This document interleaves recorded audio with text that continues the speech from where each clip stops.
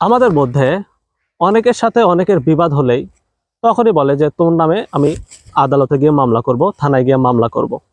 তো সেই ক্ষেত্রে অন্য পক্ষ বিচলিত হয়ে যায়, আসলে কি থানায় মামলা করলো বা আদালতে মামলা করলে কি আমাকে ধরে নিয়ে যাবে কিনা পুলিশ এসে। তো আসলে এই ধরনের বিষয়গুলোতে বিচলিত হওয়ার কোনো কিছু নেই। এই ধরনের মামলাগুলোয় বা যদি অভিযোগ দিয়ে থাকে, সচরাচর এই অভিযোগগুলোতে কাউকে বিনা পরোয়ানায় গ্রেপ্তার করা হয় না। বিনা পরোয়ানায় কিছু কিছু বিষয়ে গ্রেপ্তার করা হয়, যেমন আপনি যদি কাউকে হত্যা করতে উদ্যুক্ত হন, এমনও হতে পারে যে আপনি মারাত্মকভাবে তাকে জখম করেছেন, অথবা সন্ত্রাসী কর্মকাণ্ড করেছেন, অথবা কারো বাড়িঘর পুড়িয়ে দিয়েছেন, অথবা যানবাহন পুড়িয়ে দিয়েছেন।